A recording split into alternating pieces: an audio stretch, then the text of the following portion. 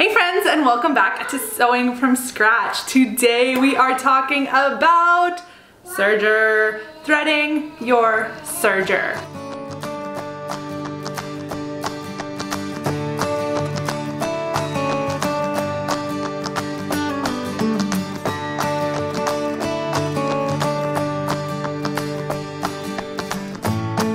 Now, I know some of you might have received a serger as a gift for Christmas or some other time and it's sitting in the box.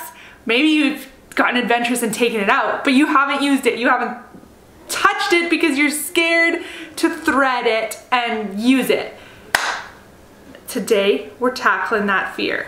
I get it. I was the same way when I got my serger for the first time, but I'm here to tell you it's not that bad. You can do it. We're gonna do it together and you're gonna find that it's not that bad, but I'm also going to show you a trick so that you don't have to thread it every time you change your thread colors. So the machine that I'm using and the machine that I'm going to show you how to thread is the Singer ultralock. This machine I purchased secondhand, so it is fairly old. I don't know the origins of it or anything like that, but it is fairly old. But the kind of the mechanisms and everything like that is really the same as most sergers are going to be, so it should still be able to be helpful for you even if your serger is a different make and model. So like I said, I am going to show you the full way on how to thread your serger, and then I'm going to show you a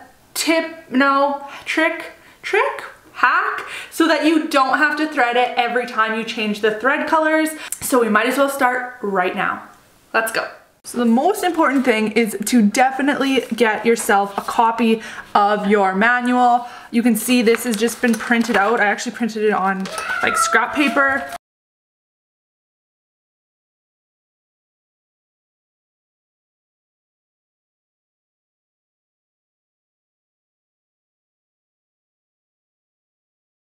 If your machine didn't come with a manual or you've lost it or whatever, just do a quick Google search for your make and model of your machine, followed by the word manual. You should be able to find a PDF version that you can either download it to your phone or your computer or print it off, and then you have it all the time. You can hang it up in your sewing room. Now, the reason you need your manual is to be able to thread the machine correctly. So every machine is going to be a little bit different, but there are some general rules that you can follow in terms of threading. So your manual will tell you exactly how to thread every part.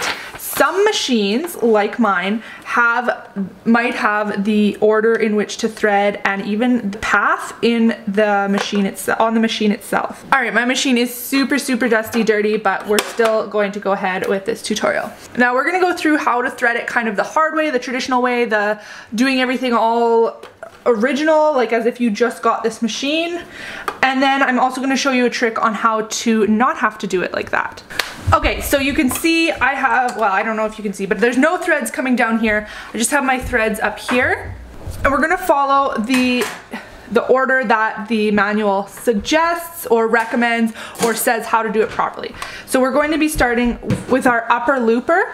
Now what you do is you bring your thread off the cone and you want it coming from the back to the front of these hooks. Now for these two inner ones, to do that, all you have to do is take it from the front, slide it over, bring it back around, and it does that itself. You could absolutely take the end of the thread and thread it through there, but I find it really quick and easy to just slide it along the bar. That's why it's designed like that. Then you bring it down to this metal eye here, and we're going to be going through there from the front to the back. That is how the manual says to do it. So we're going to go from the front to the back and then come back up through this slot and then over to here. When you're threading, it can be helpful to have your tension knobs set to 0.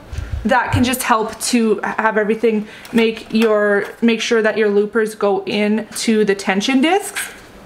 So we're going to open those right up and have them all the way down to 0.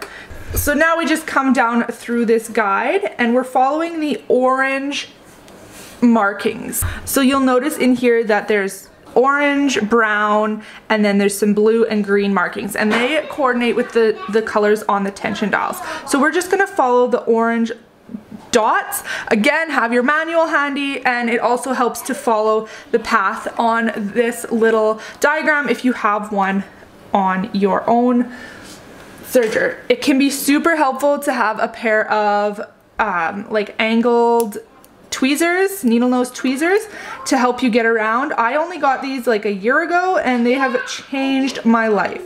So you just grab your thread and hook it where it needs to go. So in this case, I'm going from here down to this hook, and then down, there's a hook below here. You can't see it because it's behind this arm, but it's back here.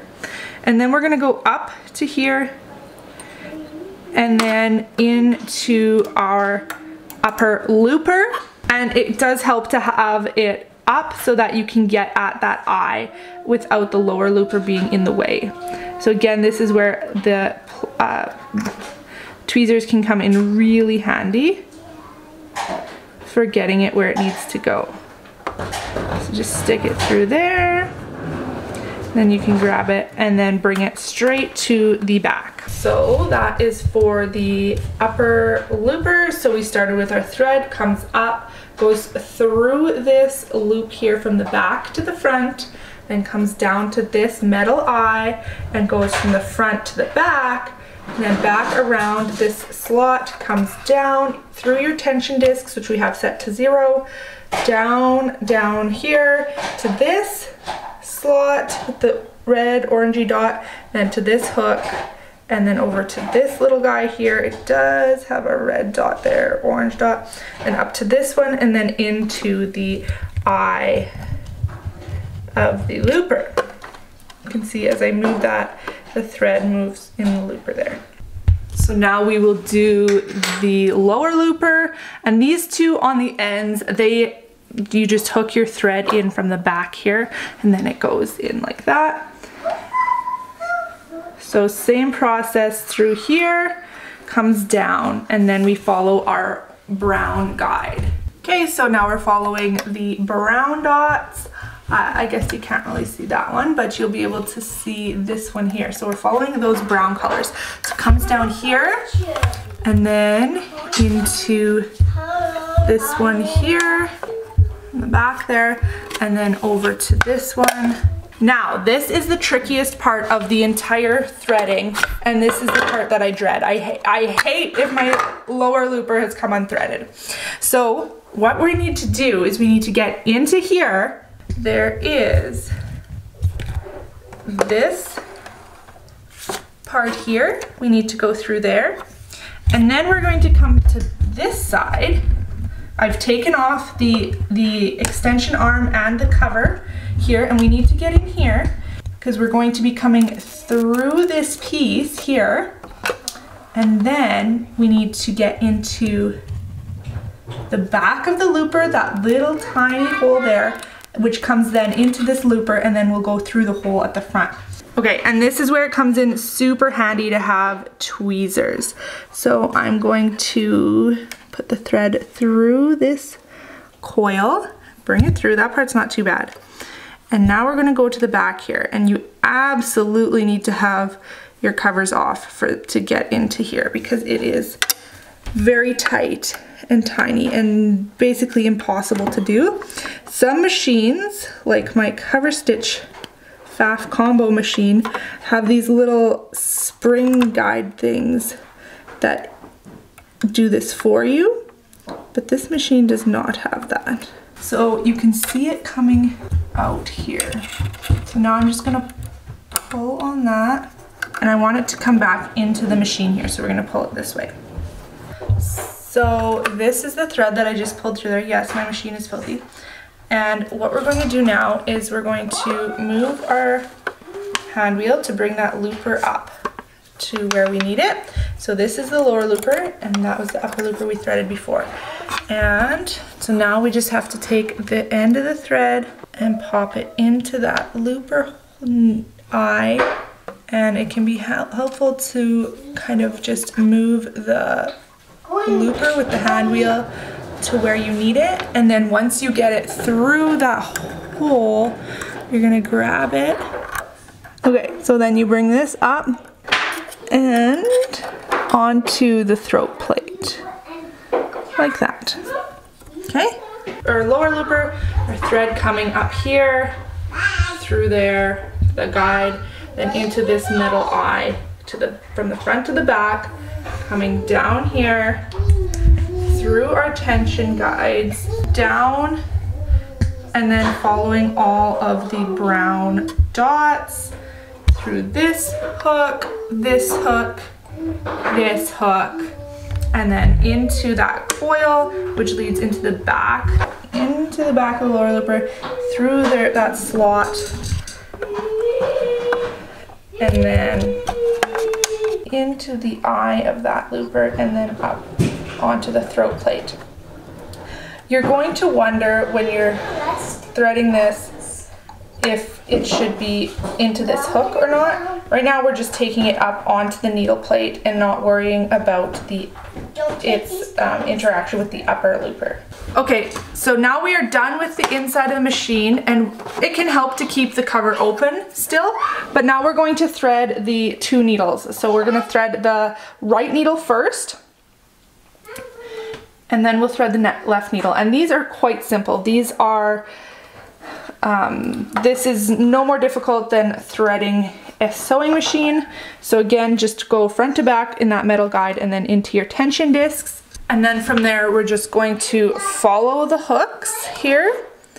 Again, it does show it on that diagram.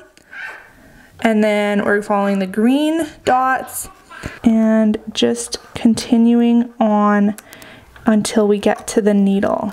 These little hookies here, you can just slide your thread from the back to into them. They are kind of designed to be threaded like that. And once we get to the needle, we just thread it as normal, and then just make sure it's not wrapped around anything here. Pull it to the back, and we're going to make sure that it is on the underside of the presser foot. So then we just repeat with the left needle. The paths are nearly identical. And the reason we want to start with that right needle is so that the right and left needles don't get crossed and tangled in the path, since they do follow the same path. Okay, so there's our needle threads. They come off the spools, through the guide, into the metal eyes and the tension discs, down through here. So again, the green one, which is our right needle, goes into this hook, and then they both go into this hook. The green comes into this top guide and the blue into the bottom one, and then they come down into these little hook swirly things, and then down into the needles. It can be helpful to move your knife out of the way, and to do that on this machine, we just pull it this way. You'll see it's a spring here, and then we very carefully swing it up and out of the way, and then you can easier get at those needles and your loopers as well. So now we have 4 threads coming out. We're gonna run our machine, and you can see it's making the chain. That's what you need to do if you need to rethread your whole machine. But I'm gonna let you in on a not so little secret. I very rarely thread my machine from scratch. Instead, what I like to do is just snip these threads off. So I'm gonna change colors here, because that's when we would be doing this, and it will show you the difference. So now all we do is you just take your new thread, bring it through here the same way you would if you were threading, but now instead of doing all the thing, we're gonna just tie them together.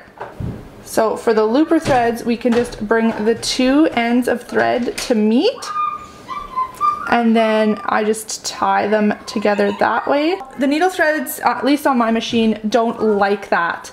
It's a bigger knot, so it's harder to go through the eye of the needle. So what I do for this is I just do a box knot. So that's like how you tie your shoe, where you cross them over and then make a knot that way. Just make sure it's really snug so it doesn't come apart when you're pulling your threads through. And we do the same with this one. Now you can also just pull this to the end, and then you could clip it and then thread the needle itself. But I find it so much handier if it will actually go through the needle too. So now that we have that done, you have two options. Our tension dials are already set to 0. So in theory, you should just be able to pull this and then they come. But what I like to do, because I'm lazy, is I just run my machine. And then just make sure you pop your knife back down.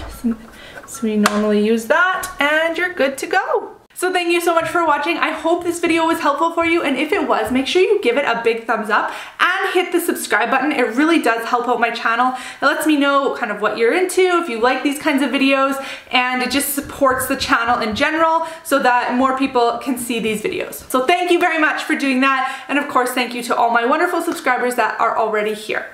So now that you're a little bit more confident in your serger, go ahead and take out your manual, kind of read through it, check it out, and then go ahead and try your serger yourself. If you do have any issues, I do also have a troubleshooting video that I will link in the description box below, so you can head down there and check that one out too. Thanks so much for watching, and I will catch you in the next video. Bye!